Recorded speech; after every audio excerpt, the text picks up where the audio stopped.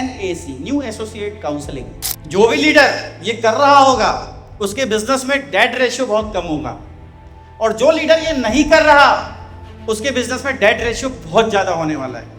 हमारा initially focus पैसे पे नहीं होना चाहिए, हमारा इनिशियली फोकस हमारे साथ आए हुए लोगों को डेवलप करने पे होना चाहिए। बहुत सारे लोग इधर से टीम बना रहे हैं, इधर से गायब, इधर से टीम बना रहे हैं, इधर से गायब। क्यों?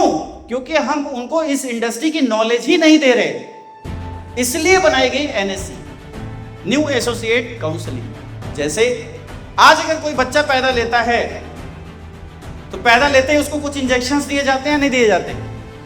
दिए जाते हैं ना, इम्यूनिटी बूस्ट करने का इंजेक्शन, पता नहीं क्या क्या आजकल के सिस्टम में आ गया है कि जैसे बच्चा पैदा हुआ 24 घंटे के अंदर 2-3 इंजेक्शन, उसके बाद कुछ टाइम बाद कुछ इंजेक्शन, फिर 3 महीने बाद, फिर 6 महीने बाद, फिर 1 साल बाद, फिर 2 साल बाद, फिर 3 साल बाद, फिर 5 साल बाद। ऐसे कुछ सिस्टम बनाया है, नहीं बनाया है? क्योंकि आज जितने सारे रोग आ चुके हैं मार्केट में, इतनी सारी बीमारियां आ चुकी हैं कि उनसे प्रोटेक्ट करने के लिए वो इम्यूनिटीज के इंजेक्शंस प्रोवाइड किए जाते हैं। अगर उस बच्चे को ये ना दिया जाए तो क्या होगा? बीमार होगा या नहीं होगा? होगा, सीधी सी बात, समझ रहे हैं? वैसे ही जब आपके साथ कोई व्यक्ति इस बिजनेस की शुरुआत करता है तो आपको उसे प्रोटेक्ट करना है, एक शील्ड उसकी बनानी है, एक अच्छी एजुकेशन उसको देनी है। और उसका तरीका क्या है? कितने लोग करते हो NAC? 250 फाइटर्स यहाँ बैठे हैं, उसमें से 10% लोग कर रहे हैं, यानी मात्र 25 लोग। क्यों नहीं कर रहे हैं NAC? क्योंकि हमें आती ही नहीं है NAC, हमारे अपलाइन ने सिखाई ही नहीं। और इसमें आपकी गलती नहीं है, front line leaders, correct yourself and educate your team. आप इसे सुधार करें, अपने लोगों को सिखाएं, तब जाके ये चीजें आपके बिजनेस के अंदर सुधरेंगी। अब जो आप फ्रंट लीडर्स हो, आपका प्राइमरी फोकस पैसा बनाना नहीं होना चाहिए, आपका प्राइमरी फोकस आपकी टीम को एजुकेट करना होना चाहिए।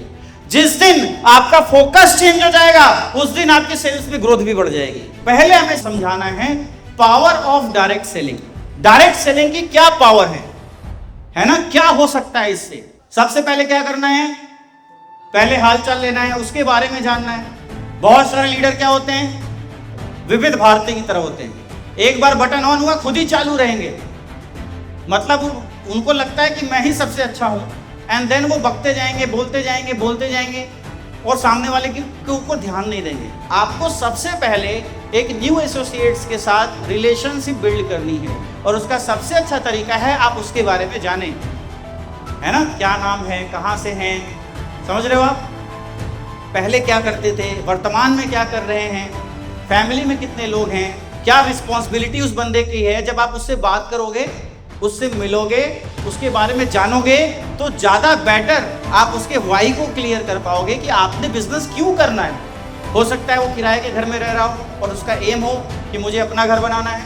हो सकता है उसकी सिस्टर्स हों जिसे उसे आने वाले 10 साल के अंदर उनकी अच्छी शादी करनी है, उसके लिए पैसे चाहिए। तो जब तक एक इंसान की नीड आप नहीं पकड़ पाओगे तब तक आप उस व्यक्ति को इस बिजनेस को करने के लिए इंस्पायर ही नहीं कर पाओगे, क्योंकि जब तक एक इंसान का वाई क्लियर नहीं होगा तो हाउ, कैसे करना है, उसको क्लियर करने की जरूरत ही नहीं पड़ती। पैसा हमारे लाइफ की सबसे बड़ी दिक्कत है। तो भैया आपने पिछले 5 साल 10 साल से क्या ऐसा किया कि इससे दिक्कत दूर हो जाए? और क्या अभी आपको लगता है कि अभी जो बिजनेस आपने देखा है इसके अलावा कोई ऑप्शन आपके पास है जहां से ये इश्यूज दूर हो सकते हैं? तो सीधी सी बात है, एक middle class, lower middle class के पास इतने ऑप्शंस ही मार्केट में अवेलेबल नहीं है या नहीं? तो जब सारे ऑप्शंस खत्म हो गए, जब उसका वाई क्लियर हो गया, तो आपके साथ काम करेगा या नहीं करेगा? दुनिया की कोई ताकत उसको नेगेटिव नहीं कर सकती। जिस इंसान को ये पता है कि अगले 5 साल में अपनी बहन की शादी करनी है और 10 लाख रुपए की इकट्ठा करने हैं, उसको कोई नेगेटिव कर सकता है क्या? नहीं कर सकता। फिर आपने समझाना है पावर ऑफ AWP। अब आपको अपनी कंपनी के बारे में उसे समझाना है कि हम जिस संस्था के साथ काम करते हैं इसकी पोटेंशियल क्या है, क्या इसके साथ आप सफल हो सकते हैं। मार्केट में बहुत सारी इंडस्ट्री में कंपनी है, आपने AWPL की शुरुआत करी है साथ में, तो हमारी संस्था कितनी मजबूत है, कितनी स्ट्रांग है। जब आप उसको ये बिलीव जनरेट करेंगे तो उसका बिलीव अब कंपनी के ऊपर भी स्ट्रांग हो जाएगा। Then edification of upline. अब अपलाइन की एडिफिकेशन आपने करनी है कि सर इस बिजनेस में अगर आपको सफल होना है तो आपको दुनिया की नहीं सुननी, किसकी सुननी है? अपलाइन। जो सफल है उसकी सुननी है। अपनी प्रॉपर अपलाइन की एडिफिकेशन बताने के बाद कुछ बेसिक बता देना है कि सर अब आपको शुरुआत करनी है, अब आप बिगिनर हैं, आपने शुरुआत करनी है, तो सबसे पहले आपको लिस्ट प्रिपेयर करनी है, वहीं बैठ के 8-10 लोगों की लिस्ट बनवा देनी है और अब उसको कॉन्फिडेंट लास्ट में देना है कि सर चाहे कुछ भी हो जाए हम आपके साथ हैं, इनिशियल लेवल पे आपके सारे प्लान और फॉलोअप हम करेंगे, आपका एक ही काम है लोगों से मिलना और हमसे मिलाना। क्यों? क्योंकि आपके पास उतनी नॉलेज नहीं है। एंड देन कॉन्फिडेंट देके हाथ मिलाना है और सफलता के साथ गारंटी और कॉन्फिडेंट देके आगे बढ़ जाना है। अब मेरा आपसे एक सवाल है कि अगर किसी भी एक नए व्यक्ति के साथ आपने 30-40 मिनट या 1 घंटे समय बिताया और उसको सारा प्रोसेस, इस इंडस्ट्री की पावर, कंपनी की पावर, कैसे काम करना है, थोड़े बेसिक समझाए, एक कॉन्फिडेंट डेवलप किया, तो क्या व्यक्ति एक शील्ड तैयार हो गई या नहीं पॉजिटिव? क्या उसको कोई नेगेटिव कर पाएगा? नहीं कर पाएगा। लेकिन हम नहीं करते। हम क्या करते हैं, बंदा आज जुड़ा, 100 SP का काम हुआ, हमारा 1000 का चेक बना, अगला 1000 का चेक बनाना है, उस पर लगे रहते हैं। इस पे आपने ज्यादा फोकस करने की जरूरत है, तब आप ज्यादा रिजल्ट अपने बिजनेस में निकाल सकते हैं। तब आपके नेटवर्क में जो डेड रेशियो बहुत तेजी से बढ़ती है, एक तरफ से लोग आते हैं दूसरी तरफ जाते हैं, वो आपका धीरे धीरे कम होना शुरू हो जाएगा।